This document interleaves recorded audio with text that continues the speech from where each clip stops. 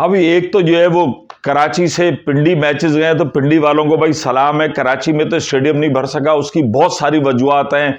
अब उस पर क्या करें, आज तो केस जो है वो कोर्ट में भी चला गया और जजों ने भी कहा है कि भाई क्या मजाक बनाया हुआ है, सड़कें बंद है, सब कुछ है, तो वो तो अलहदा बहस है। लेकिन पिंडी में गया, हाउसफुल, आवाम भरी हुई, और यही मजा है PSL का, खिलाड़ियों को खेलने में मजा आता है। आज बहुत अच्छा मैच था पेशावर ज़ल्मी और इस्लामाबाद यूनाइटेड का, और अगर हम देखें तो बाबर आजम और शादाब खान के दरमियान एक जंग थी।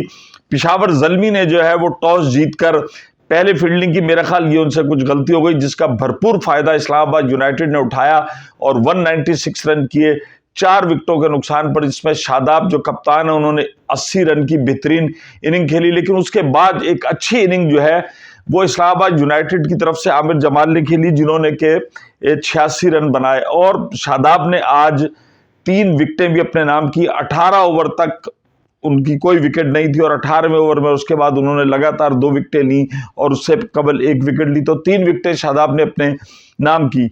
जो पोस्ट मैच थी उसमें बाबर आजम ने कहा कि उनका रन आउट जो हुआ बड़ा गलत हुआ, बड़ी एक गलत कॉल थी। ये तो अभी तक हमें समझ नहीं आया कि ये रन आउट जो इस तरीके से हो जाते हैं गलत कॉल है, तो इसके ऊपर कौन एड्रेस करेगा। लेकिन बाबर आजम ने यह भी कहा कि भाई पहले ही जिसे कहना चाहिए कि जो हमारे थे 4 विकेटें इब्तदाई जो है पावर प्ले के अंदर गिर गई, जिससे कि नुकसान हुआ। साइम अयूब जिन पे बहुत ज्यादा वो था और बाबर आजम, दोनों ही नहीं चल सके, जिसके बाद सिर्फ एक, अगर हम देखें कि शादाब ने स्कोर किया और आमिर जमाल ने स्कोर किया, और आमिर जमाल एक ऐसे उस पर खेल रहे थे कि लग रहा था कि पेशावर ज़ल्मी जो है वो जीत सकता है, और उन्होंने छक्का बड़ा अच्छा मारा। लेकिन शादाब ने जो तजुर्बे से बॉल की है वो उस पर उन्होंने ढेर कर दिया कि उन्होंने बिल्कुल ऐसा लग रहा था कि एक छक्का मारने के बाद उनको अगली शॉट पर जाना। ये जो टेम्परामेंट का ये बड़ा मसला है।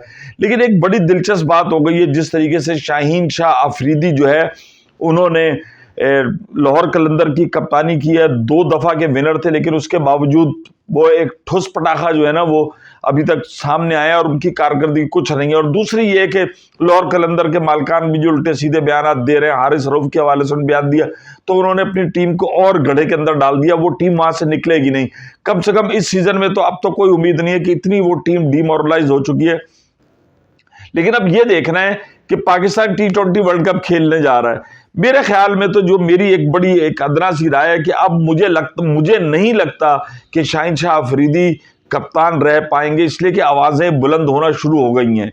दूसरी तरफ अगर आप देखें, रिजवान कल कराची के अंदर जो प्रेस कॉन्फ्रेंस हुई उसके अंदर जो अब्दुल रहमान जो मुल्तान सुल्तान के बड़े डिसेंट आदमी, अच्छे कोच हैं, उन्होंने कहा कि यार देखें आपको पूरे नंबर देने पड़ेंगे रिजवान को। रिजवान जिस तरीके से मुल्तान सुल्तान की कैप्टनसी कर रहे हैं, आपको उनको पूरे नंबर देने पड़ेंगे। शादाब बेहतरीन कप्तानी कर रहे हैं। बाबर आजम एक मजेबे कप्तान थे, जो कुछ भी था उन पर प्रेशर था, उनसे कप्तानी ली गई T20 की और वनडे की और टेस्ट की भी, जिसके बाद आए। लेकिन जिस तरीके से वो पेशावर ज़ल्मी की कप्तानी कर रहे हैं, कोयटा ग्लेडिएटर की कप्तानी की अगर हम बात करें तो रोयली रोसो वो भी बहुत अच्छी कप्तानी कर रहे हैं, लेकिन जाहिर बात उनका पाकिस्तान की टीम से कोई लेना देना नहीं है। मुझे लगता है कि यहां पर अंदर कहीं ना कहीं 3 कप्तान 4 कप्तान जो है इनमें भी हो रहा है। शान मसूद कल जो कराची के अंदर मैच हुआ, हर आदमी ने उनकी कप्तानी पे तनकीद की। जिस तरीके से पूरी कराची किंग्स जो है वो डिमोरलाइज होकर डगआउट में बैठी हुई थी, सबको नजर आ रहा था। जो गेम देख रहे होते हैं, जो चेहरों की रौनक, जो चेहरों बॉडी लैंग्वेज होती है, सब बता देती है। तो मैं समझता हूं इस वक्त एक नई जंग का आगाज हो गया है, जिसमें शादाब भी है, जिसमें रिजवान भी है, जिसमें बाबर आजम भी है, कि हो सकता है कि इनमें से दोबारा किसी को T20 वर्ल्ड कप हो रहा है उसके लिए कप्तान बना दिया जाए। और मेरी बड़ी अदना नाकिस राय है कि इस चीज को कंसीडर करना चाहिए। आप देखें जिस किस्म की आमिर जमाल ऑस्ट्रेलिया इधर उधर गए, वो नहीं चल सके, लेकिन अब देखें कि आहिस्ता आहिस्ता रिदम आ रहा है। उनको एक बहुत अच्छी कोचिंग की जरूरत है, उनको अपनी इनिंग को पॉलिश करने की जरूरत है। उस्मान बहुत बार कह चुके हैं कि भाई वो UAE है, दोबारा वो चले गए, दोबारा वापस आके ज्वाइन कर लेंगे। जिस तरीके से वो बैटिंग कर रहे हैं, आमिर जमाल कर रहे हैं, तो T20 के लिए आपके पास टैलेंट बहुत सारा आ रहा है। हम बिल्कुल कहते हैं कि आपको एक मैच की परफॉर्मेंस में नहीं ले जाना चाहिए, लेकिन कम से कम ये टैलेंट कहीं मार्क तो होना चाहिए।